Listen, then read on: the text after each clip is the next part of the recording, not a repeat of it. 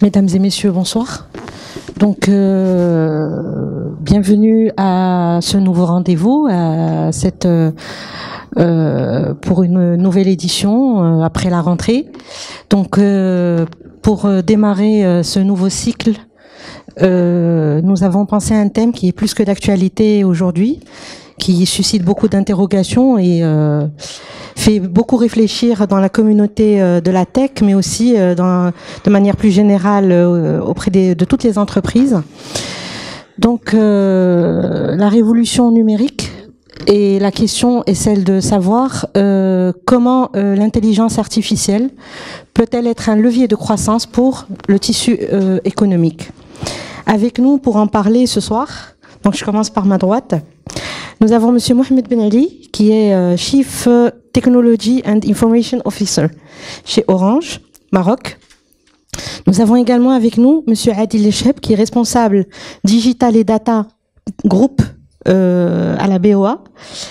Avec nous également Monsieur Zoher Khdissi, qui est PDG de Dial Technology. Monsieur Aziz Knina, qui est vice-président en charge de la trésorerie au sein de l'OSIM.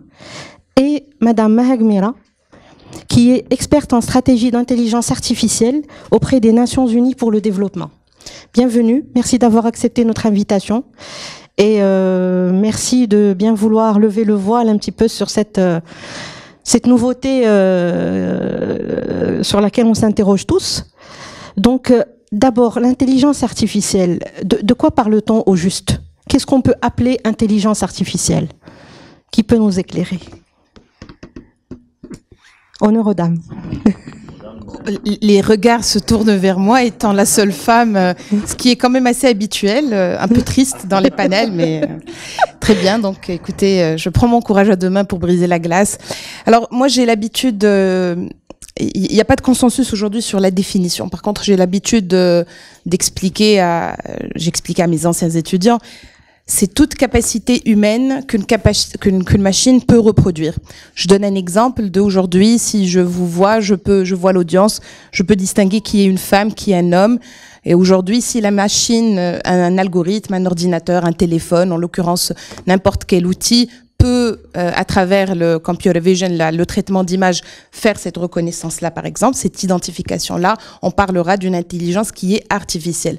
De la même manière qu'aujourd'hui, je parle en français, mais je peux également parler 3 autres langues, par exemple. Une machine peut me comprendre dans n'importe quelle langue que je peux parler. Elle peut la traduire également. Donc, cette capacité à la base humaine, qui est le langage, qui peut être transféré à une machine, on parlera d'un aspect d'intelligence artificielle. Donc, que ce soit à partir du traitement de langage, de la robotique, donc le fait aujourd'hui, j'ai le bras légèrement fléchi pour tenir un microphone.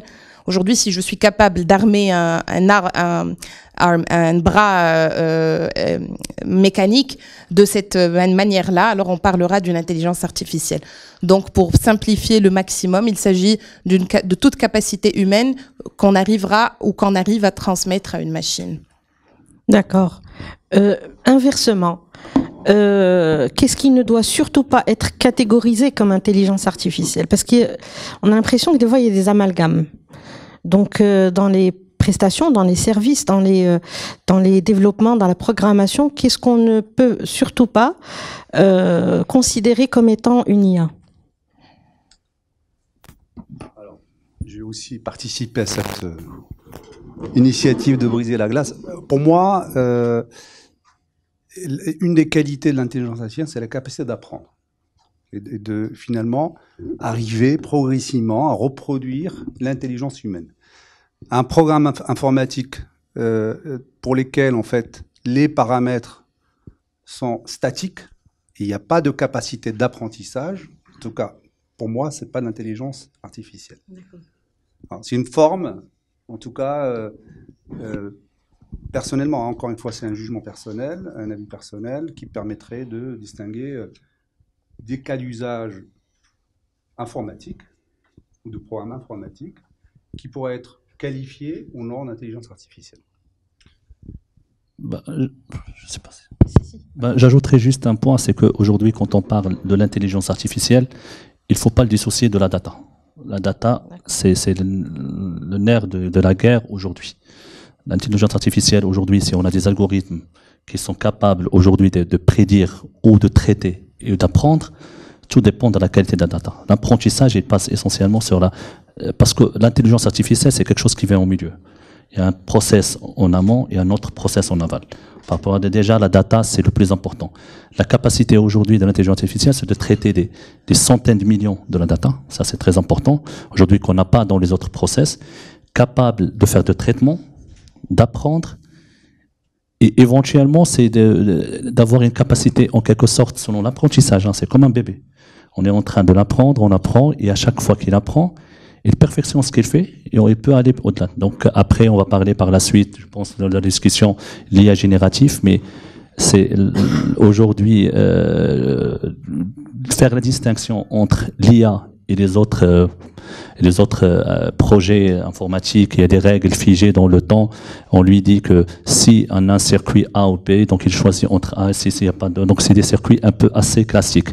L'IA, il a cette capacité de traiter la data en masse, et le plus important, c'est d'apprendre et faire des traitements. Et je dirais, entre parenthèses, je sais c'est que quelqu'un de académique qui va dire non, mais il prend des jugements. C'est ça, c'est le plus important. Ça veut dire il prend des décisions à l'instant T. Et ces décisions, c'est de l'apprentissage et c'est de traitement de la data. Alors, pour moi, justement, ça doit être une aide à la décision et pas une prise de décision. Parce que l'humain doit toujours avoir la main, parce que on alimente l'IA par un certain nombre de données pour améliorer notre productivité et nous aider à prendre une décision. Tout à fait. Si cette IA prend la décision elle-même, c'est pas, il y a des risques. On parle d'un sujet éthique. Voilà. Donc pour moi, c'est tout outil. Alors, pour dire ce qui n'est pas dans l'IA, c'est tout ce qui est déterministe, c'est-à-dire tout ce qui est programmation où on part d'un point A et on sait, on va arriver à un point B. Avec l'IA, c'est pas déterministe. On intègre des données, le système mouline, et puis il nous génère d'autres données. Donc, c'est création de nouvelles choses en tenant compte de tout ce qui a été alimenté comme données. Donc, c'est pour ça que je dis que pour moi, c'est de l'aide à la décision plus que de la décision. Après, on peut être d'accord ou ne pas être d'accord. Aujourd'hui, on sait très bien que l'IA, il est utilisé, je parle de surtout ce qui est armement et tout ça aujourd'hui. Et aujourd'hui, il est fait pour prendre des décisions à l'instant T. On prend des drones, des missiles, ils prennent des décisions. Et on n'a pas besoin que quelqu'un... Bon, après, ça, c'est éthique. Est-ce qu'on va tendre vers ça? Mais c'est le sujet qui fait aujourd'hui, on a le sujet, est-ce que l'IA, il y a des personnes qui disent que c'est un danger et qu'il faut réglementer ça. Et c'est un sujet qui est plus philosophique. Mais aujourd'hui, l'IA, je pense qu'il est capable de prendre des décisions selon des paramètres bien établis. Alors, je me permets une très petite intervention. Alors, académique, puis du coup, je me suis dit, bon, je vais jouer pleinement mon rôle, alors, puisque je porte déjà cette belle étiquette. Au début, quand je programmais, quand j'étais en école d'ingénieur, on nous a appris une image qui m'est restée en tête. Le paradigme de la programmation est le suivant. On donne en entrée les données et on donne les règles. Les règles, effectivement. Ça, c'est pour Java, C++, etc. Et on recueille answers, les réponses.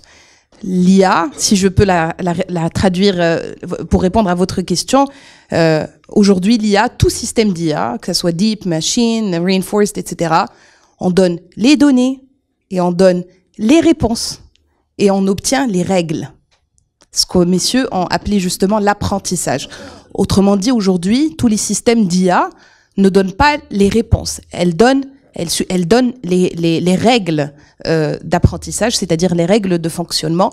Elles doivent apprendre la donnée et la réponse, answers et data, input. Justement, donc, c'est un peu sur ça le cette chiffre base du paradigme.